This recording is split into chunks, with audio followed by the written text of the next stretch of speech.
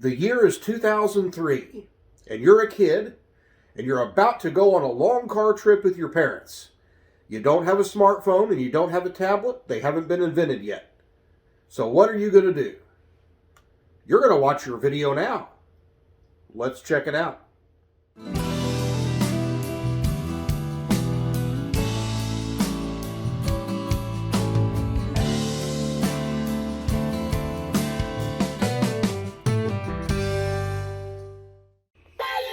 Check it out.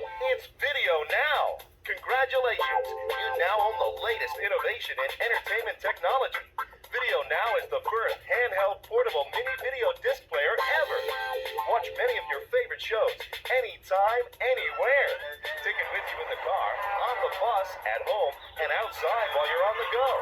You can accessorize your VideoNow player with a special VideoNow light, cool gear like VideoNow headphones, and a carrying case. So you can watch what you want, where you want, when you want. Collect all the VideoNow discs and enjoy the best in endless entertainment. Each item sold separately. VideoNow, the future of entertainment right in your hands. Looking at the video now from a modern and current perspective, the idea of a portable video player with a monochrome screen with no backlight, displaying video at 15 frames per second, that's kind of blurry, with mono sound, doesn't seem very revolutionary at all. But if you look back to 2003 when this was introduced, a portable DVD player would cost upwards of $600 or more.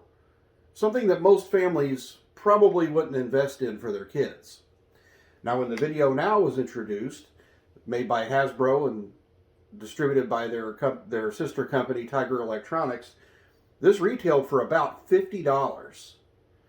You could get the light that clipped on it to illuminate the screen for about $10. So if you got the entire little system, you're looking at about a $60 investment for something to keep your kids busy and entertained. Now it uses what they called PVDs, or personal video discs, and these are basically like a CD format with kind of an odd file system, and it records the video on one channel and the audio on another, so it was impossible to ever get stereo sound out of these. But with the quality of the video, it probably wouldn't really have mattered anyway.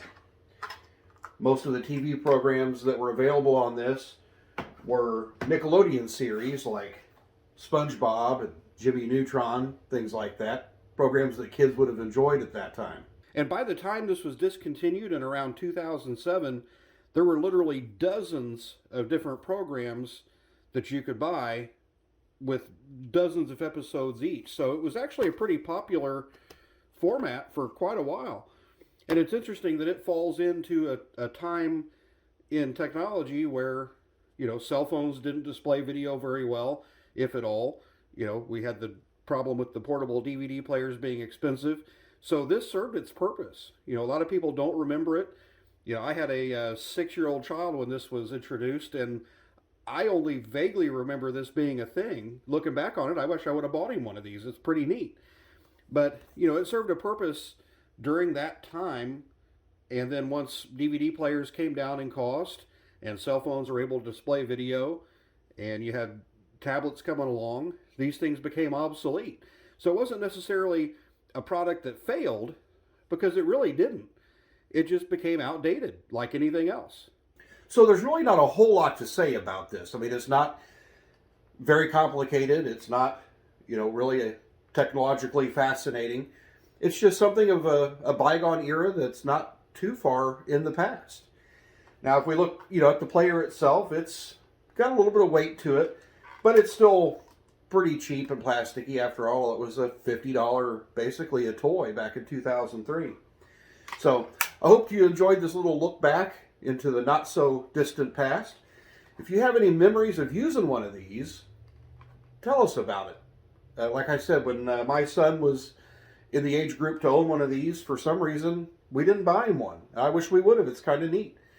But tell me what you think about these things. Do you remember them? Did you own one? Did your kids have one? And, kind of get a discussion going about it. I think it's kind of interesting. Well, that's all I've got for today. This has been the Vintage Electronics channel, and we'll see you next time.